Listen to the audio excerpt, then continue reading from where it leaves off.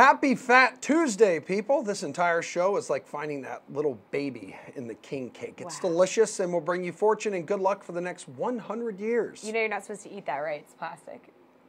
Yes. So yeah, this is The Sweat. He's Emerson, I'm Jessie, and on the menu tonight is NHL Tiers of Joy, where Antonio Brown could end up next season. Ooh. And which golfers to pay up for ahead of the Arnold Palmer Invitational.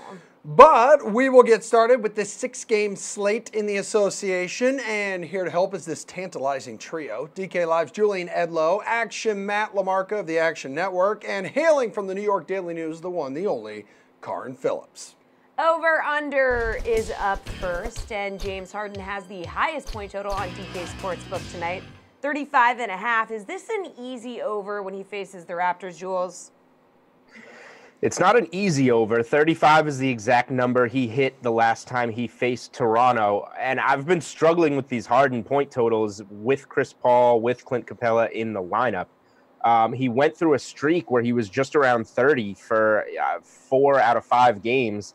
And then he blows up for 58 against Miami, 42 against Boston. So at this point, I just don't have what it takes to take the under on a Harden point total. So if you like it, I would either take the over or just stay away from it. But I've learned my lesson. No more unders for me on James Harden point totals. Karin, do you also want to go over with James Harden? I'm going over, but I understand why this isn't an easy over like Julian explained. But for me, it is because the last time I was on this show, I said take James Harden. I went over, and he went for 58-10. And I was on the same boat with you.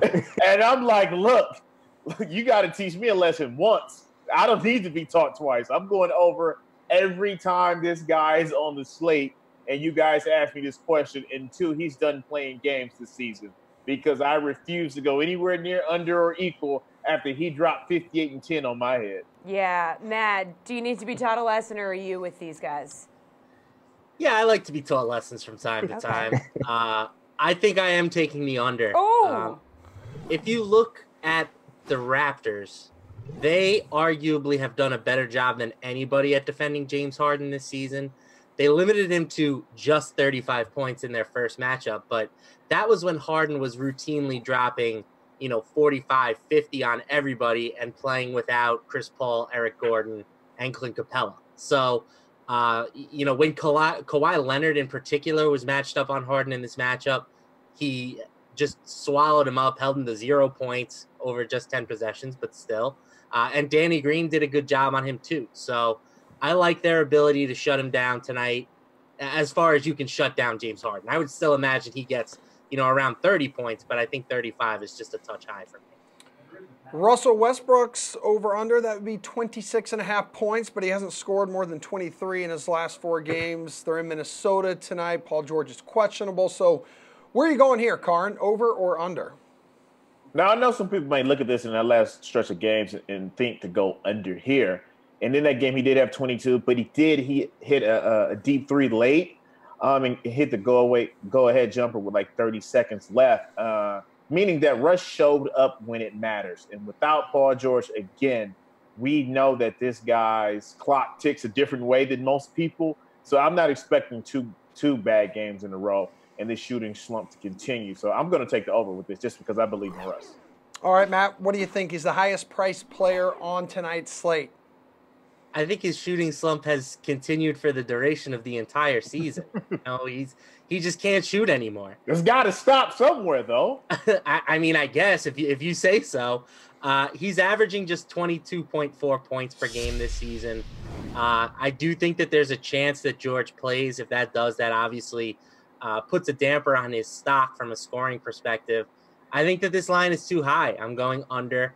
One of my favorite tools that we have over at Fantasy Labs is the player prop tool, where it compares our projections against, different props for scoring, rebounding, and assists. And we have the under on Westbrook's prop graded as an 8 out of 10. So I think that there's some value here. All right, Jules, where are you going and how much of it rides on the uncertainty of Paul George playing? All of it is on the uncertainty of Paul George. You can't touch the over on this until we get absolute confirmation that Paul George is out. With that said, I'll go under here regardless. As you mentioned off the top, he's got 4 consecutive games under this number. of total points. He averages 24 points per game in 2 previous matchups this season with Minnesota. So he hasn't been doing it lately, even with George out of the lineup. He hasn't been doing it against this team. So there's really just not much that points to him going over here. A lot of it, though, you can't bet this until we hear Paul George's official status, though. That's absolutely crucial to betting on something like this. DK Live app? Yeah, Good time to download plug that it. DK Live app Get that news. for all the latest up-to-date updates. Now, in that same game, DK Sportsbook is giving Karl-Anthony Towns 27.5 points. Think he goes over or under this amount, Matt? I mean, it's like a one-man show for the Timberwolves, Karl-Anthony Towns. That's a fact. Yeah, this one I'm taking the over on. I was a little more pessimistic on the first two, but I'm just not in the business of fading Karl-Anthony Towns right now. He's too hot. He's posting a higher usage rate than he has for the majority of his career, and he's really taking advantage. I mean, he's probably due for some shooting regression. He has shot, a ridiculously efficient amount from the field in his past 4 games, but he still has been over 28 points in each of those games. The Thunder have really struggled against opposing big men, particularly recently. I'm not sure what's going on with Steven Adams, but there's definitely something weird going on there. And I just think that it's a great spot. If you look at the Timberwolves, their implied team total is the highest on the slate. I'm just not willing to fade Towns right now, so I will take the over. Jules, you feel the same way? Yeah, much like Harden, Towns was a guy that I faded last time against the Indiana Pacers. It's a tough matchup, one that he doesn't play well in, and he went for 42 points in that game, attempted 29 field goals. He's attempted at least 18 field goals in each of his last 5 games, which is a lot for Towns, who's sometimes a little shy to shoot, or at least more shy than he should be for, a franchise player. So it's a matchup that he averages just 19 points per game in this season in 2 matchups. He averages 24 points per game on the season, so a lot of things point to the under, but just the way that he's rolling lately and the way that OKC has kind of fallen off defending bigs, I think this is just a spot that we can't fade a hot player, and I'll lean towards the over here. Karin, you want to take the over with these guys? Yes, because me and Julian are bound at the hip because we emotionally scarred because we went under last time with Towns, and he almost went for 50. And because my emotions are still hurting and I cried myself to sleep that night, I'm going with the over on Karl-Anthony Towns. Nothing bonds you like trauma, Yeah, it brings people together. Yeah. I get scarred every night day. here on the show. Guys, Ben Simmons is over-under his 19.5 points against the Magic. What are the chances the under hits here, Julian? I think he's scored more than 19 just once in his last 3 games. Not only that, but he averages 6.5 points per game against the Orlando Magic in 2 matchups against them this season. Now, he's played less than 20 minutes per game in that matchup, so that makes this a really difficult one. I think Simmons was on this the last time Karn and I did this segment as well, but I have to go with the under here. Ben Simmons just isn't a scorer. Even with Joel Embiid out, you've got Tobias Harris, you've got Jimmy Butler on that team, you've got other capable scorers. So Simmons, even with Embiid out, looks to move the ball still, and he's been so bad against Orlando this season that I just can't take that over.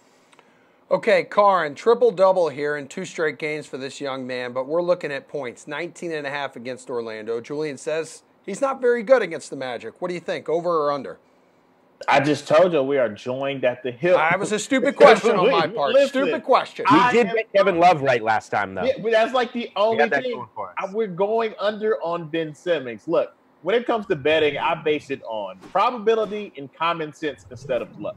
And probability and common sense always tells me to go under with the guy who refuses to shoot jump shots in the jump shooting era of the NBA. Especially with the additions they've added to this team. I'm going to keep going under on Ben Simmons, just like I keep picking James Harden on my overall pick for the slate. Matthew, you're up. I love Ben Simmons tonight from a fantasy perspective, but that doesn't mean that he's going to have a big scoring night. He is so capable of filling up the stat sheet and dominating a game in a multitude of ways. Scoring is probably like his 4th best attribute at this point in his career. So I will take the under on his scoring prop, but still give me all of the Ben Simmons from a DFS perspective. All righty. Need y'all for pick and roll in about 20 minutes, so please hang tight. Until then, we got a 10-game hockey slate to get to with Chris and Jeff. Hey, what's going on? Brendan Glasheen here, and with this DraftKings Fantasy Flash. The Warriors are littered with sharpshooters. We know that. Steph, Clay, KD. They're also low-key loading up in the front court. Golden State set to sign former center Andrew Bogut for the remainder of the season. Wait, Andrew Bogut? Where the heck has he been? The Aussie 7-footer just completed his season with the Sydney Kings of Australia's National Basketball League on Sunday. Bogut averaged a double-double in 30 games played. He also nearly blocked 3 shots a game. Playing in his home country followed one-year stints with the Lakers, Cavs, Mavs, and Raptors, and of course, Golden State, where he lasted 4 seasons. Bogut clogged the paint for the 2015 NBA champions. As we witnessed that season, Bogut can be a bruiser down low. At the very least, he can bother big men with title contenders this year. Denver's Nikola Jokic, Houston's Clint Capella, OKC's Steven Adams, and so on. Take some of the onus off Draymond Green and DeMarcus Cousins. Before Bogut can return to Silicon Valley, the 34-year-old has to obtain a work visa and get clearance from FIBA. A work visa, folks, could take 7 to 10 days to arrive. The most dynamic of all duos is here right now. I'm talking about confirmed Canadian Jeff Ulrich and the one and only Chris Wassel of Awesemo.com. Let's go, Jeff. You're Canadian. Doppelgangers. Well, that could obviously also mean one thing. We're talking sticky puck. Roll the Tiers of Joy open, please. Let's do the dang thing. And let's start with Tier 1. Nikita Kucherov, Nathan McKinnon, Sidney Crosby, Gabriel Landeskog. Who do you like the most here, Jeff? I mean, first of all, blink twice, Emerson, if you're being held hostage by whoever forced you to wear that shirt today. He did it of his own volition. Dude, Isn't we're the moving best on. part, Jeff? I'm sorry, we're moving offices, and I found this, and I said this is going to look great on television. It looks so bad. Hey, I mean, Jessie has to do the show with a big giant orange pylon today, but I mean, it's not a big deal. I mean, Tier 1 is. I can understand why you just click Crosby here. I mean, he's been on a tear. He's got multiple points in his last 4 games. I mean, going up against Florida, over-under of a 7. I'm still going to lean Kucherov here. The Winnipeg-Tampa Bay game also has an over-under of 7. It just feels like a Nikita Kucherov night. He's had some of his best moments this season against better teams like the Jets. It's a home game. It's a big matchup between 2 very elite teams. I think I'd lean Kucherov here for numerous reasons. I think he'll be a little bit lower owned than Crosby too. So Nikita Kucherov for me.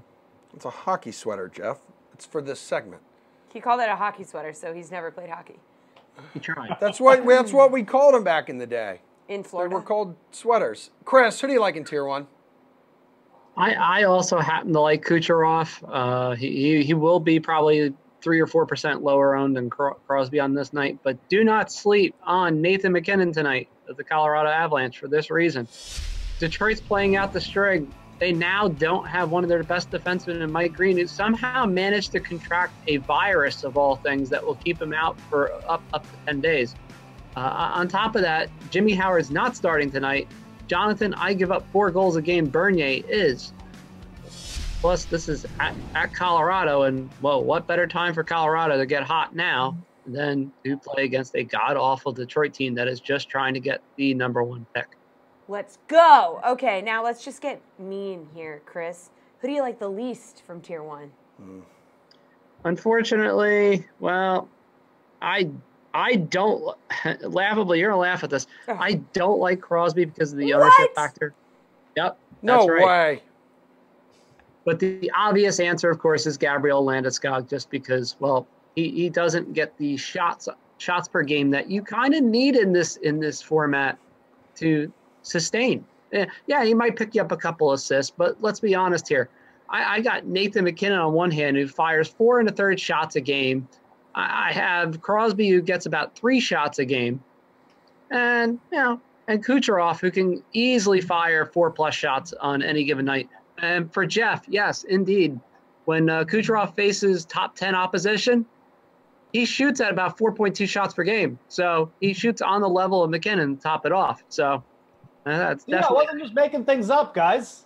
Yeah. Gotta shake it up a little. Shake it up, baby. Jeff, we want to go straight to Tier 2 here as Patrice Bergeron, Dylan Larkin, Tyler Seguin, Mikko Rantanen. Who's your top pick? Yeah, I mean, this one's interesting. You can make cases for and against each one of these players tonight. I'm going to go Dylan Larkin. I just like the matchup. I like targeting players going up against Colorado because oftentimes either they play down to their competition and let in a bunch of goals, or it just ends up being kind of a shootout. And Dylan Larkin's the kind of player who just gets a lot of shots on net. I mean, he's obviously a massive part of the Detroit power play, first line power play. And Detroit's actually been pretty good offensively, like the second half of the year. So again, going up against Colorado, Chris mentioned the fact that Detroit's defense might be down a little bit. Mike Green being out, I admit, might hurt their offense a little bit. But I'm looking at this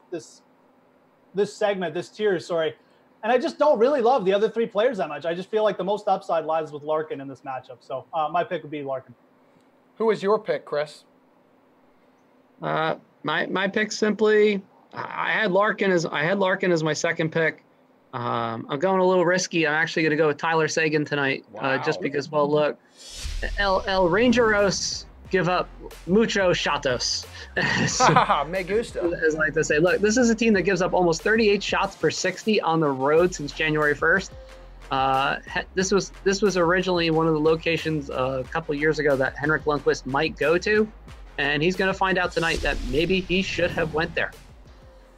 All right, down to the nitty-gritty, the working man's tier, the tier of the people. I'm talking tier 8. Jeff, who are you taking? Tier 8, who did I like? Oh, yeah. So for me, it was between Dandanov and Thomas Tatar. And I'm going to lean Tatar. I mean, he's been really strong offensively. Again, the last time I was talking hockey on this show, I mean, I mentioned the Canadians. They've just been stronger offensively of late. Going up against the LA Kings, can't really ask for a better matchup. Although, I mean, the Kings defensively still hold some sway, but I mean, they've just obviously tailed off a lot. And like I said, Montreal has come to play of late. So I don't think targeting the Florida players, though, especially like a second liner like Dandanov, is a bad idea tonight, because I really like the upside with the Florida players going up against Pittsburgh, who's got a really banged up defense. So it is close between those two, but Tatar playing on the first line, really talented offensive player. Like I said, been on a bit of a tear lately. That's the guy who most stuck out to me, and yeah, that'd be my pick. All right, Chris, tier 8, who are you going with? I can't shake this one up as much as I want to. This is kind of almost it's not a lock, but it's darn close. Tatar has the best shot volume by far and away in this tier. It's really not close, even compared to his teammate Shea Weber. Basically, Tatar averaging just about 3.5 shots per game over his last 9. He had 5 shots in his last game. His points per game is higher than anybody else in this tier. And look, it's freaking LA. Let's be honest here. They're not only they're playing out the string, but their coach has been cursed out by his goalie more times than I can count in the last week. It's a definite sign to play Tatar. Speaking of lock, Chris, slate-approved pick. Who is your lock for this entire 10-game slate? The most obvious in all the land. No, it's not. Yeah, it is. It's Nikita Kucherov. Okay. I'm going all Russian all the time. Let's go. Jeffrey, is yours that obvious? Not really. Going with Alexander Barkov. I mentioned the Florida Panthers. I just like the upside with both sides of that game. And Barkov's been on such a tear. 9 goals in his last 9 games. Going up against Philly, he's going to be without Chris Letang. Might be without a couple other defensemen too. Oli Matt is definitely out too, I think, still. So huge puck total in that game, over 7. Give me some Alex Barkov. Alrighty, fantastic stuff from our favorite hockey guys. We got football chatter on the way after a special treat from the PME studios. Quick picks for the Arnold Palmer Invitational. I'll go first. I'm going with Jason Day. He's at 14-1. I like Hideki. I'm in on him. 28-1. I'm also in on Rafa Cabrera-Bello. 60 with the each way. The FOMO bets I have with Neiman, Siwoo, and Luke List, because I bet those guys every week, especially more so now than ever after missing out on Keith Mitchell, who's supposed to be on that list. And I actually took a shot on Nate Lashley at 175-1. I'll have my cheat sheet out later on in the week. First round leaders. I might play some of those longer odds guys, top 10, top 20. We'll see. I'm trying to get myself sorted out coming off a bad week. How about you? For me, I'm ready to go. Bryson will captain my card. The other, it would have been Bryson or Brooks, but I'm going Bryson. I also really like Hideki because the card seems like it might be smaller or there's not, too much that's catching my eye. when push comes to shove, I think I might have room for a Fleetwood or a Reed. That will have to be a call that I'm going to make later in the week. And sign me up with Rafa Cabrera and Siwoo Kim. Have you wagered on Bryson yet? Yes. He's down to 16. I did it during this record. So the odds have shrunk. Rory's down to 7. Rose and Brooks are now down to 11. Ricky stays at 12. Dave stays at 14. And Bryson's now down at 16. Yeah, I thought Bryson might drop regardless, but I don't think we're going to get that day bump you were hoping for now. Or I think it seems far. You know what? We still might get it. Because in the end, it's still a fantastic field, Pat, and people are still going to make their bets near the top, and they still might not bet Jason Day. No. You still got to hold out. Well, I don't know if you did, it's a really bizarre situation because DraftKings pricing is already out, and compared to the odds, like Tiger was above 11,000. Rory is like 11.4 or 11.5 or something really crazy, but Day is the clear value on the board at 9,900. So I think that if people play both, they use the betting market and they use DraftKings, they're far more likely to make him chalky on DraftKings than take the outright bet on him. I can totally see that. Yeah. All right. One and done. Picks of the week. I'll stick there. I won last week with Brooks Koepka. He came in second, netted me around 600K. I'll take Jason Day. I think he's going to win. That is my pick for the one and done. Tim Andacast is picking. Who do you think Tim's picking? Well, I know because I'm privy to our group chat. All right. Well, Tim is taking Henrik Stenson this week in the one and done, a guy with a great course history and a part of the DraftKings giveaway this week. So if you want to get into a draw for 20 DK bucks, hit the like on this episode, leave your DraftKings handle, and tell me now where you think that Henrik Stenson is going to come this week. Playing like garbage so far this year too. So who are you taking as a one and done?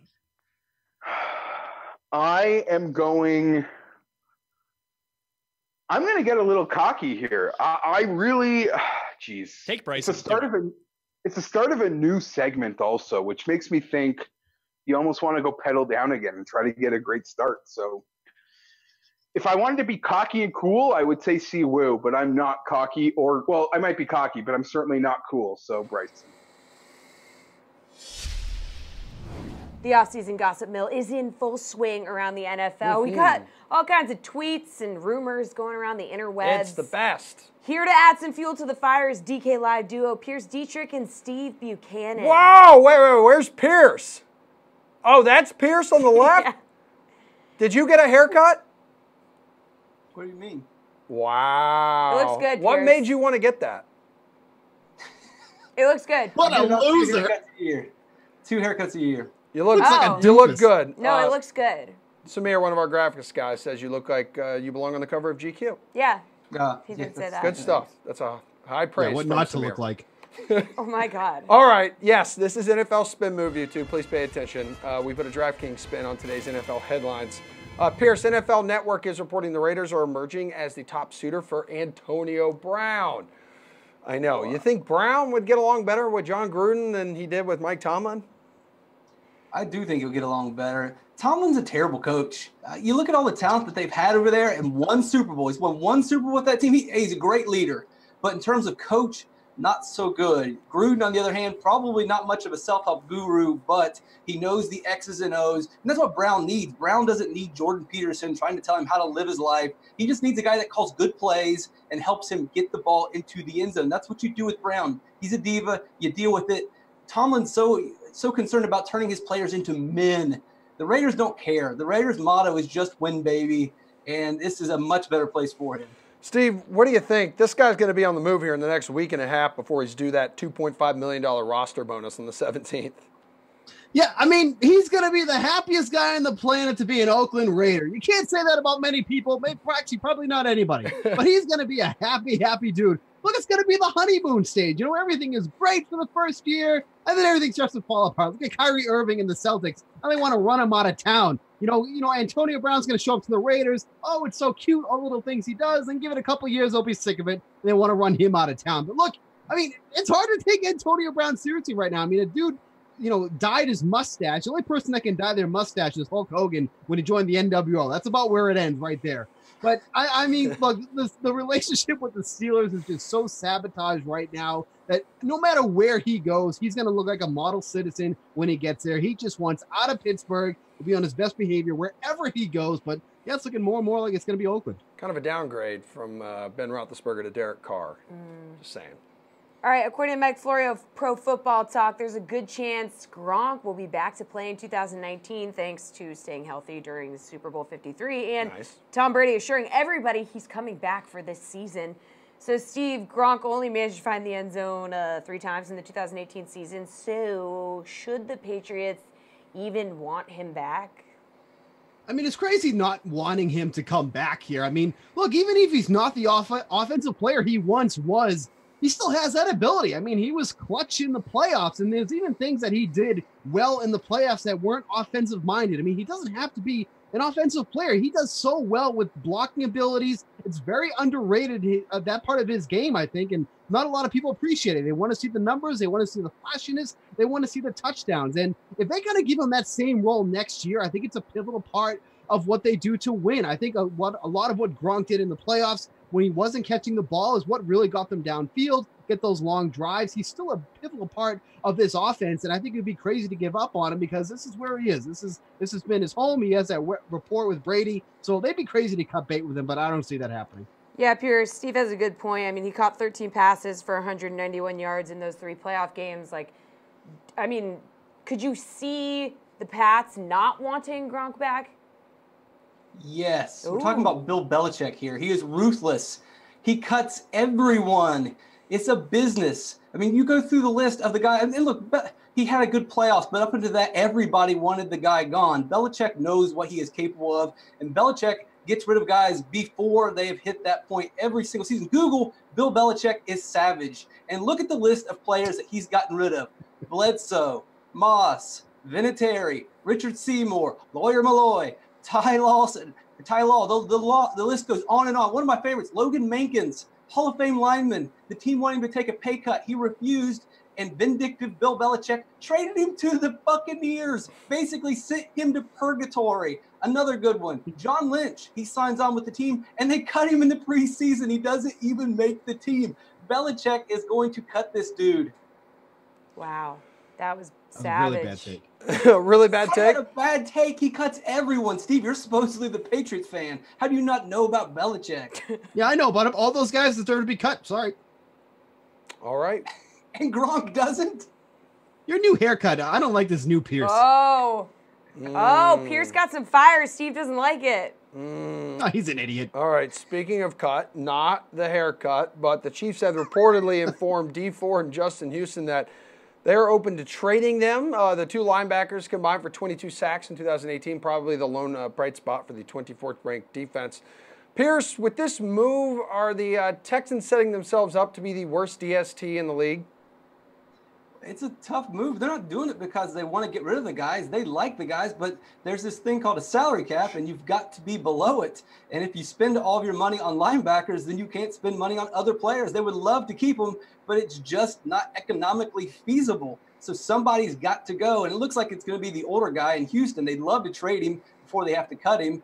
But if the teams know that you're just going to cut him in a couple weeks, then you have to be a moron to try to trade for him when you can get him for free. And it looks like D's going to be around for at least another year as a franchise player. And they're probably going to try to sign him to a long-term deal. But, yeah, the defense is going to take a hit here, but there's nothing they can do. And there's some concern about them switching from a 3-4 to a 4-3 defense, and maybe that's why they're getting rid of the linebackers. That's probably a whole bunch of noise. It's just the money. They don't have the money, and they have to do this. Steve, is Kansas City setting itself up to be the worst DST in the league? I mean, potentially, but I want to take another spin on this here. I think the Chiefs are trying to take advantage of what's a weak pass rushing market right now. I mean, we got some big names that were slapped with the franchise tag here today. Clowney, Frank Clark, DeMarcus Lawrence, all got the tag here. So now they're not available. So now, look, this is an area that the Chiefs need to improve upon, but teams are going to overpay to get one or both of these guys now because there's not much out there for them to be taken at this point. So, look, it's going to be an area they're going to struggle in, I think, regardless. But that offense is built to hum no matter if they have a good defense or not. There's so many guys there that can make plays. Tyreek Hill looks like it's going to be there long term. We saw what Damian Williams could do once he gets that full workload. Travis Kelce, when he's healthy, one of the best tight ends in the game. So I think the Chiefs are really just trying to gauge what they can get out there in the open market, see if they can move these guys and get some good compensation for them. So I think it's pretty smart on them. They know this is going to be an area they're going to struggle in, but you know what? Might as well get some stuff, some picks or whatever it is back in return if you're going to get rid of these guys. All right, you two are free to go for this evening. We are headed back to the hardwood in a flash. Brendan Glasheen here, in with your DraftKings Fantasy Flash. Still no official word on Rob Gronkowski's future in the NFL. Remember, the Patriots tight end said after Super Bowl 53, he would be making his decision on playing in a week or two. Well, it's been more than a month now.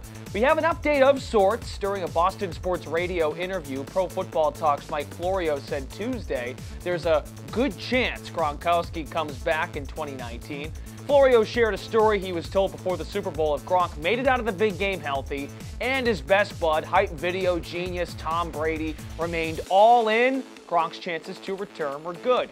Major shift from how the 29-year-old was thinking this time a year ago. Gronkowski was indeed a big factor against the Rams, 7 catches for 87 yards, made it through without getting hurt. All in all, he was superb in run-blocking situations all postseason for the Patriots. Perhaps contract negotiations are going on behind the scenes. New England just released Dwayne Allen, so the Pats need to firm up the tight end position.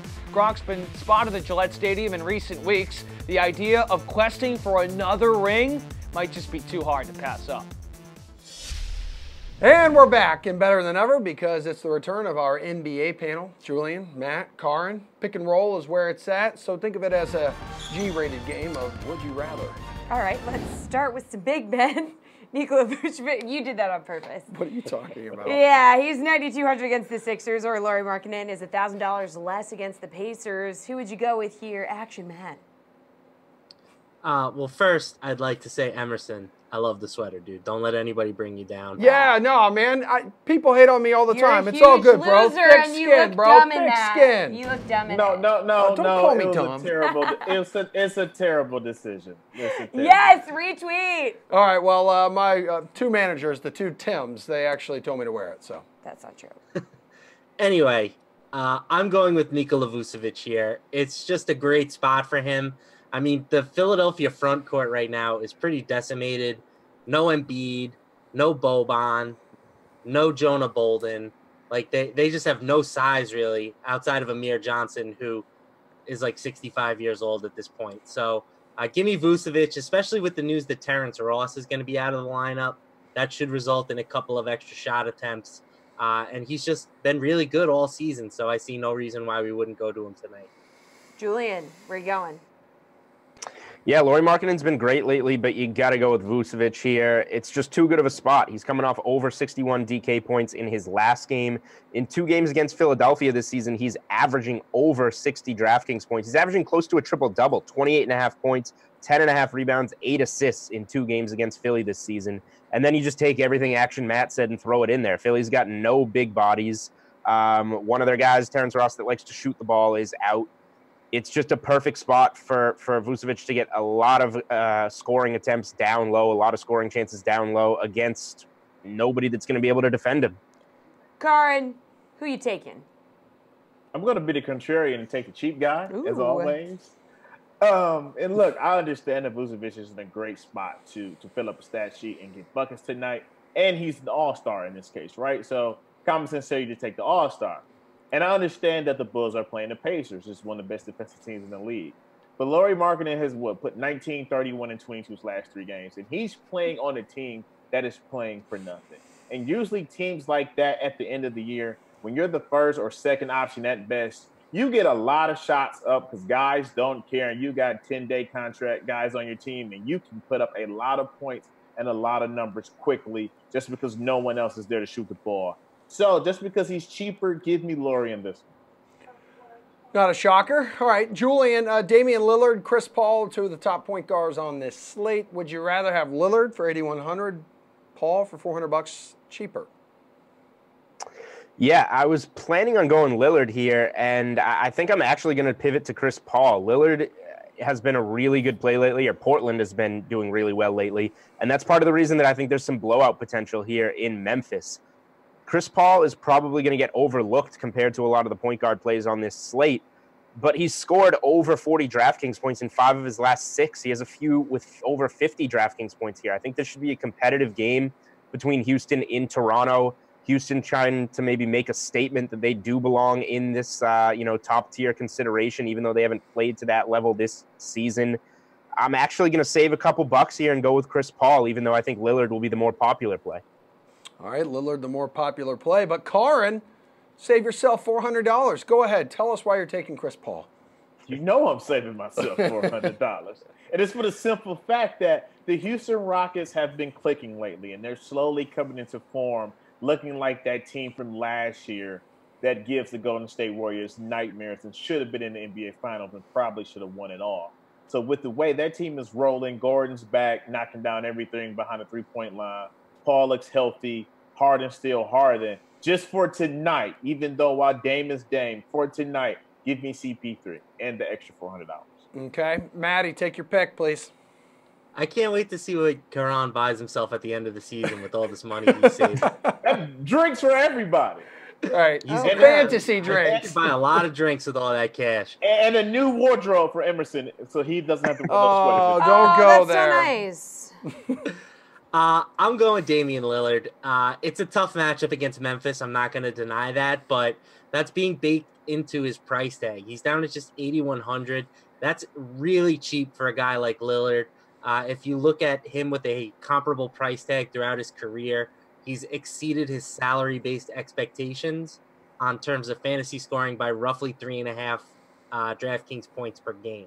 And he's just been too good recently for me to not consider him at 8,100. So I do agree he will probably be higher owned than Chris Paul, but I don't think he's going to be high owned by any stretch of the imagination. People are still going to see, a matchup versus the Memphis Grizzlies, and they're not going to be particularly interested in roster. Tobias Harris is 7-4 against the Magic, but then there's Otto Porter Jr., who should be well rested after getting Sunday off. So good he's for him. 6,200 facing the Pacers. Who do you like more, Karin? I'm going Tobias Harris on this one. Wow. It's a shocker. Listen, this has nothing to do with money. Okay. And this choice has no logic at all. I'm just going to caution everyone. It's just that I can't pick Otto Porter Jr. because I just never believed in Otto Porter Jr. Now, I'm sure Julian's going to come with these stats. It's going to make me look really stupid and make me sound crazy. And I'm fine with that. I'm prepared for that. It's just that since Georgetown, I've never believed in Otto Porter Jr., and I still don't. So I'm going to spend my money on Tobias Harris because I like his headbands. Julian, come on out with these stats.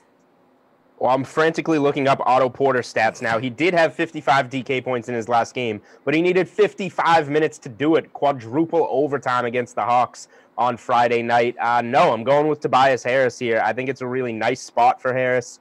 If you believe in the revenge narrative, going up against one of his former teams, he averages 40 DK points in a pair of games against the Magic this season.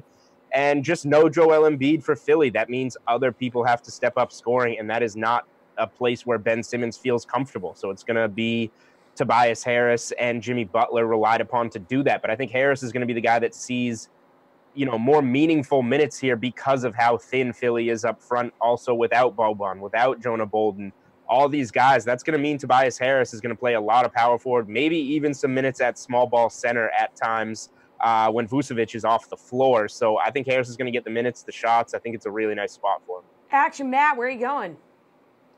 I just want to say I hate the fact that bad teams rest players. What are you resting him for? You want to make sure he's nice and healthy for Zion golf game? What's the purpose? I don't get it. Anyway, I'm making it a sweep. It's Tobias Harris. He's been good with Embiid out of the lineup, over 40 DraftKings points per game. He just seems too cheap at 7,400. I do kind of like Porter too. I think from a real basketball perspective, he's actually a pretty darn good player, and he could have a Draymond Green type impact if he ended up on the right team. But that doesn't do anything for us for fantasy tonight. So give me Tobias Harris. All right, guys, Celtics and Warriors, that is our showdown on DraftKings tonight. Please have those picks ready. We will also discuss if Matt would let Mike Tyson punch him in the face for $50,000. All that after we play PGA Price Check. But first, here's a little treat from the Tour Junkies. Please enjoy. Justin Rose at $10,700. Now, Rosie is a Hey, we're number going 2 in the world, not number 1, because I guess DJ, they both didn't play last week, so they flip-flopped, but whatever. Hey, okay. I gotta flex on you a little bit. Now Rose is a world-class player. You just mentioned it. I in no means think he's gonna miss the cut. He's probably gonna. I could see him finishing, in the 30s, T30 or so.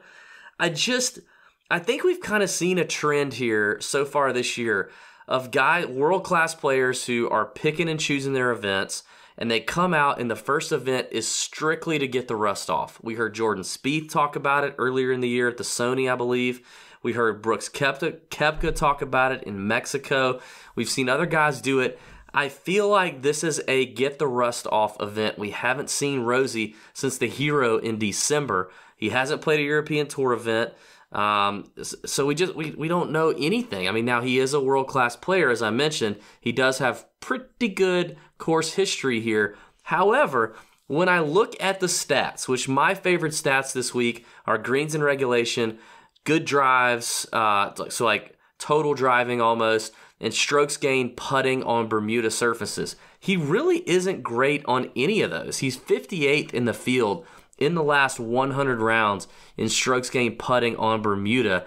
And this is some grainy Bermuda stuff. Like, these guys got to be able to roll the rock on the grainy Bermuda and read the greens. Now, obviously, he hasn't had a hard time doing it, but I can't get down with the 10-7 because I need more of him than a T30. I need a top 10. And I just feel like to return value on DraftKings, the odds of the top 10 for his very first event back, I think I'm out on Rose. Convince me, sway me. This is going to be an easy convincing, because first off, let me just talk about this whole getting the rust off of what. This isn't you coming out playing, David, for the first time in 2 months or what. This is a professional golfer. They do this for a living. So this is.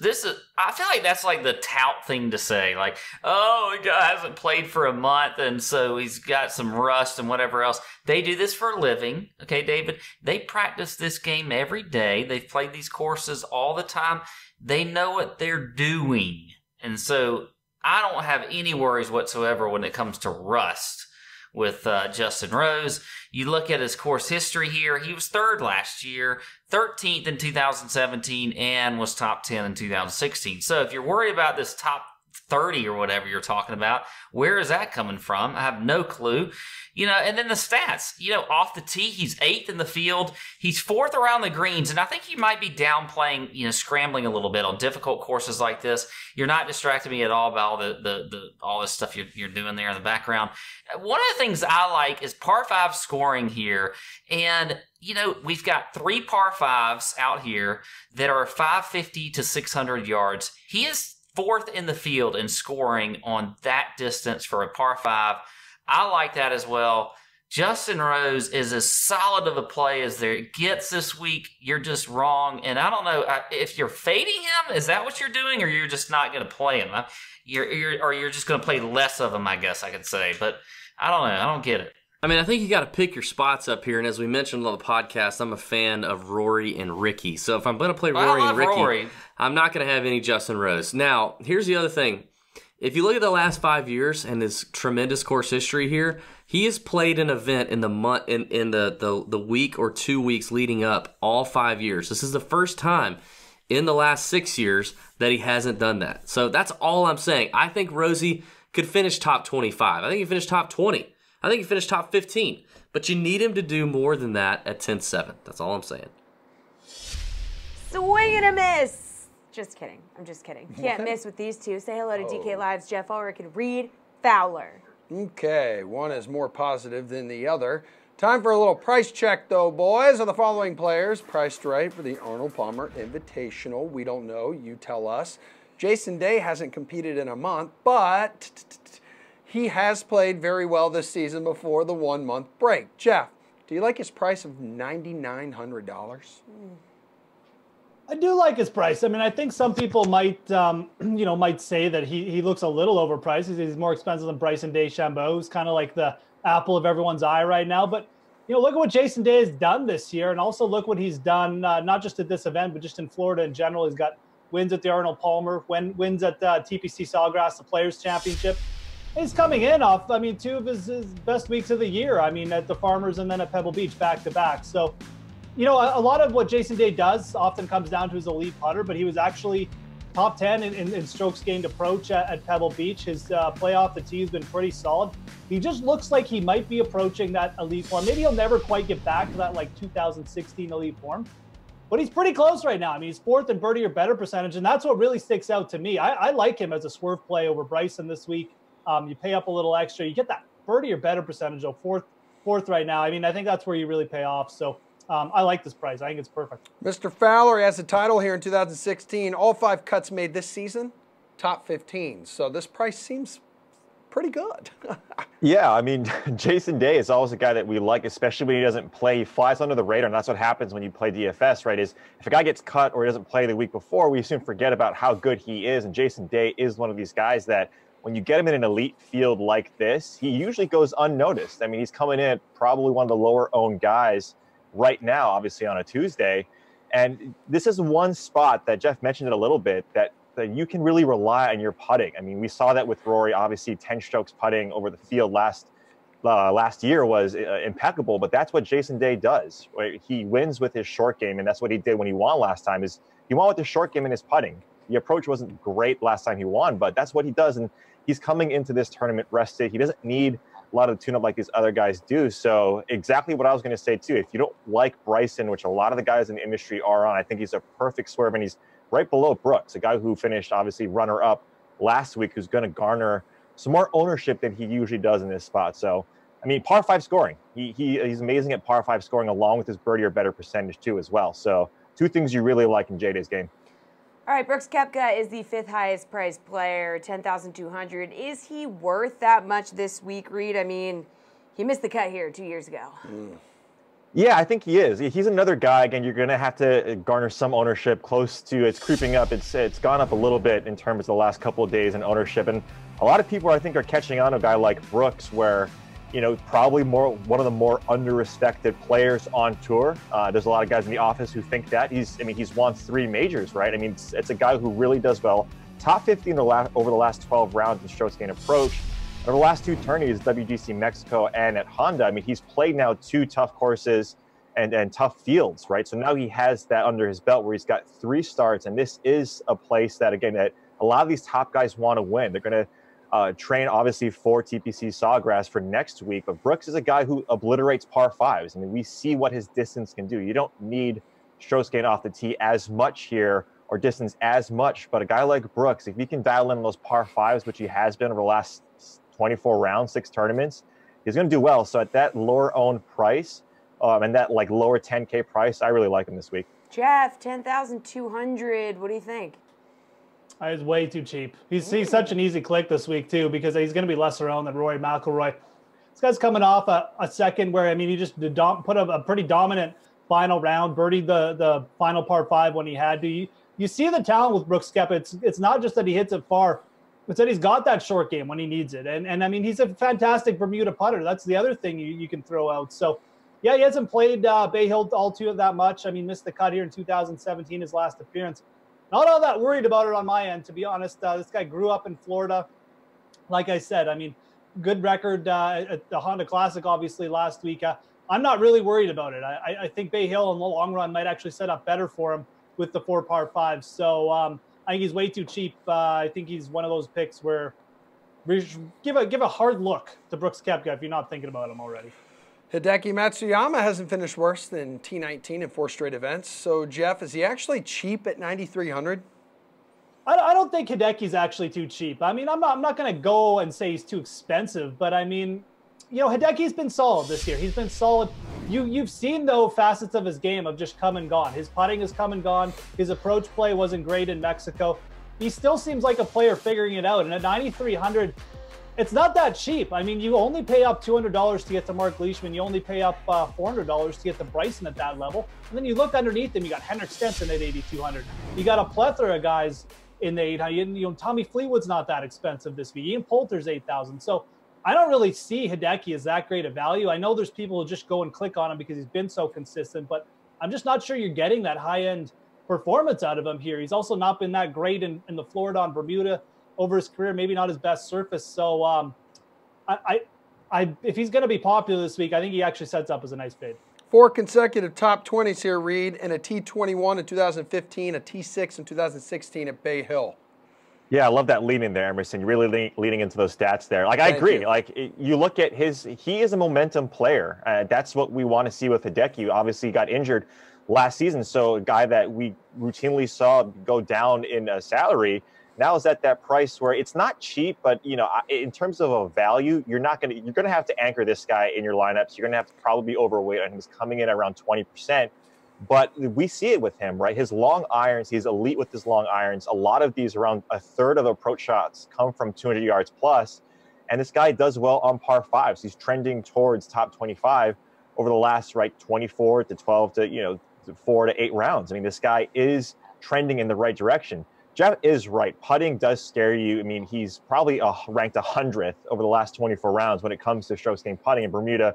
Not the preferred surface. Obviously, POA is his favorite, but then again, with those irons, and if he gets on, he's one of those guys that at 9,300, especially when you have Phil below him, Leishman right above him, and those other guys, I think a lot of people are going to click on him, and I'd be totally comfortable with it.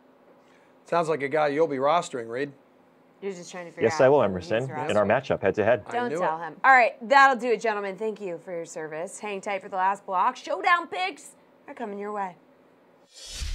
Tyler Sullivan here with your DraftKings Fantasy Flash. Antonio Brown's days with the Pittsburgh Steelers are looking like they could come to a close in short order. According to Ian Rappaport of the NFL Network, there is significant enough trade interest in the All-Pro receiver that the Steelers believe they will be able to trade him before March 17th, a day in which Brown is due a $2.5 million roster bonus. The teams to keep an eye on include the Raiders, Broncos, Cardinals, and the Redskins. And while those are the teams, the Raiders are the ones who appear to be the most interested in acquiring Brown.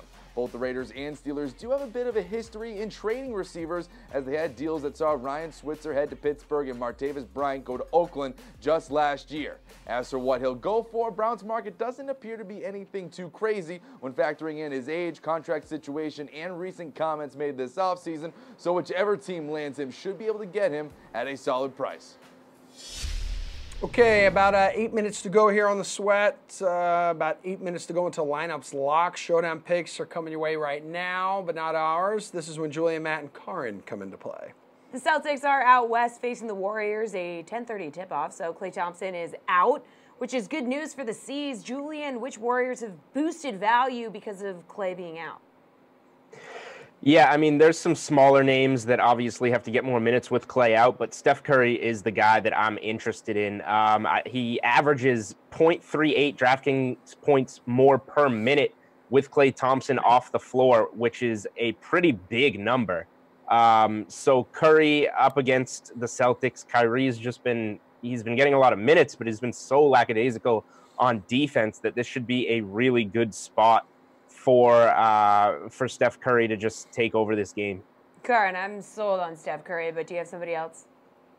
Oh, yeah, you definitely got to look at Steph Curry, but also look at guys like Andre Iguodala or maybe even Sean Livingston to come off the bench and give him some more minutes.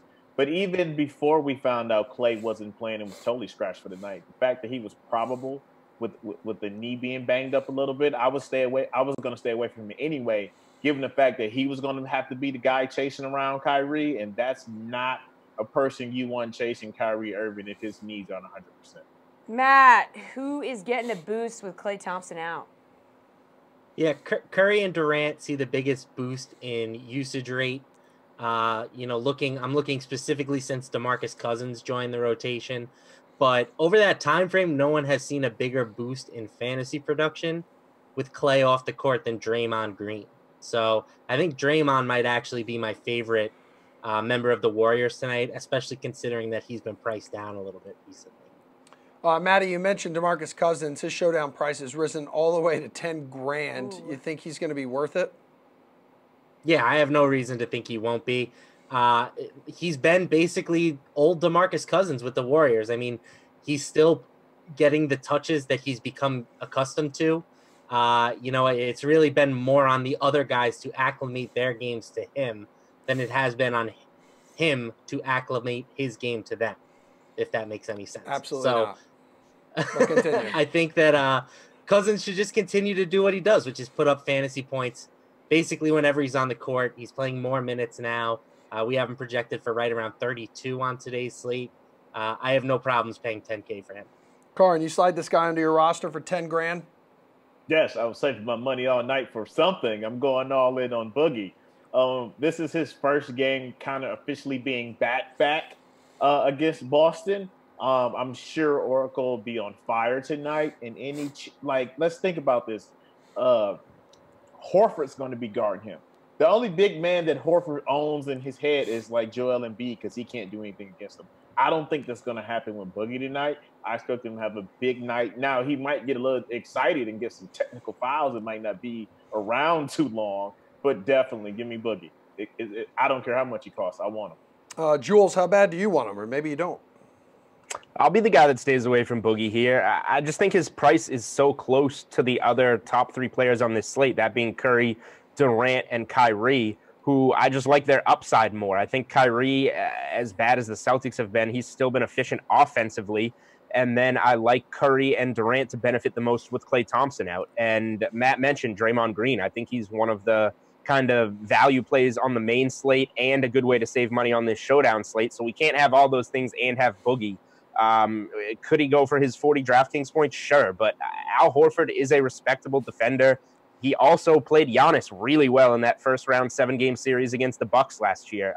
Aaron Baines is back to throw a bigger body at Cousins. So I think that this is a spot where I would rather pay for the other studs on this slate. Well, the Celtics can't seem to win a game, losing 5 of their last 6, but that doesn't necessarily mean that they're useless in DFS. So which Boston players do you like in this one, Matt?